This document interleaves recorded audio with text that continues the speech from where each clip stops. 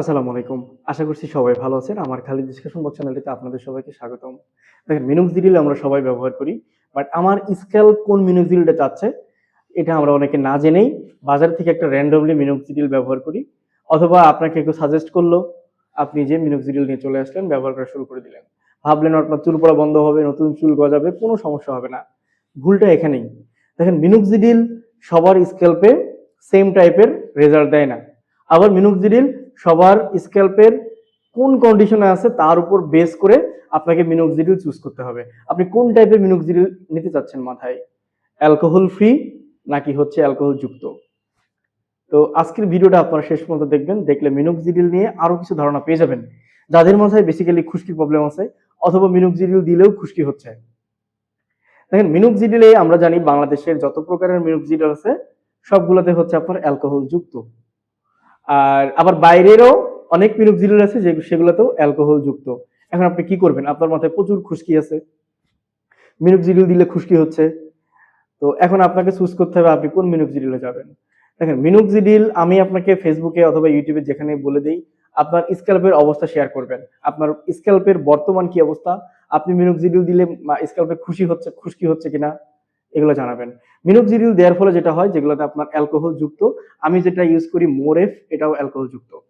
তো এই মিনোক্সিডিলটা যখন আমরা স্প্রে করি স্ক্যাল্পে, এটার হচ্ছে আইপি অথবা অ্যালকোহলের যে পার্টটা থাকে এটা স্ক্যাল্পে একটা লেয়ার ডিপোজিট হয়। এই লেয়ার ডিপোজিট হতে হতে আমরা যদি প্রপার শ্যাম্পু ইউজ না করি অথবা গ্যাপ দিয়ে দিয়ে শ্যাম্পু ইউজ করি, আবার শ্যাম্পুটা যদি প্রপারলি আমরা যদি রাবিং না করতে পারি, সেক্ষেত্রে এই ডিপোজিটটা হয়।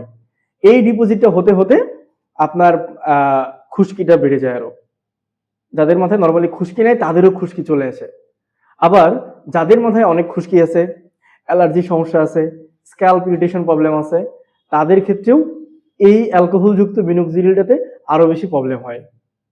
কারণ হচ্ছে আপনার মাথায় অলরেডি প্রবলেম আছে স্ক্যাল্পে, আপনি সঙ্গে হচ্ছে এই টাইপের অ্যালকোহলযুক্ত মিনোক্সিডিল ইউজ করতেছেন, যার ফলে এই ডিপোজিট হতে হতে আপনার স্ক্যাল্পে একটা টাইপে দেখা যাচ্ছে সেবোরিক ডার্মাটাইটিস হয়ে গেছে। তখন আপনি মিনোক্সিডিলে গালিগালাজ করে ইচ্ছা মতো বকাঝকা করে কোম্পানির মানে ডিমোটিভেট করে ফেলতেছেন একবারে।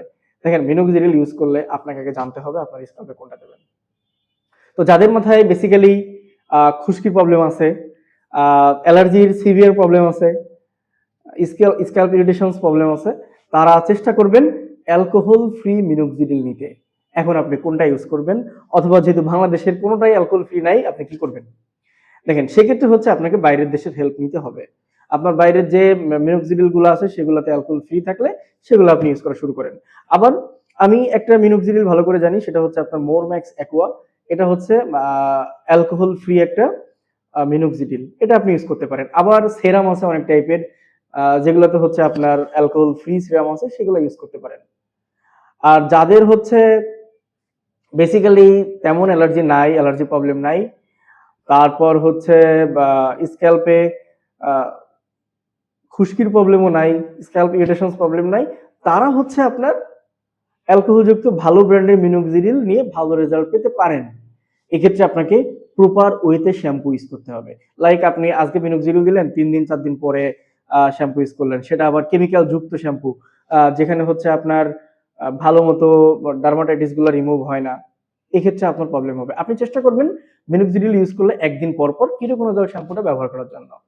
যাদের সিভিয়ার ডার্মাটাইটিস অথবা খুশকির প্রবলেম আছে, তারা চেষ্টা করবেন প্রতিদিন হচ্ছে একদিন, যেহেতু আপনি একদিন পর পর শ্যাম্পু করতেছেন, একদিন যদি আপনি কিটোকোনাজল শ্যাম্পু নেন, অল্টারনেটিভ ডেতে আপনি হচ্ছে নর্মাল যে বেবি শ্যাম্পু গুলো আছে, লাইক জনসন বেবি শ্যাম্পু আছে, এগুলো আপনারা ইউজ করতে পারেন। সেক্ষেত্রে হচ্ছে আপনার এই ডিপোজিট হতে পারবে না, খুশকিটা বেড়ে যাবে না। আর এটার পাশাপাশি আমি অনেক ওষুধের কথা আপনাদেরকে বলে থাকি। আমার কাছে আছেও কয়েকটা ওষুধ আমি ইউজ করি, যেগুলা অ্যাটোস সিনিয়র ট্যাবলেট আমি খাই। তারপর এখন ফিনেক্স খাচ্ছি একদিন পর পর। এরপর হচ্ছে আপনার এটা আমি খাই না, এটা আমি কিনে রাখছি যদিও, সেটা হচ্ছে বায়োটিন।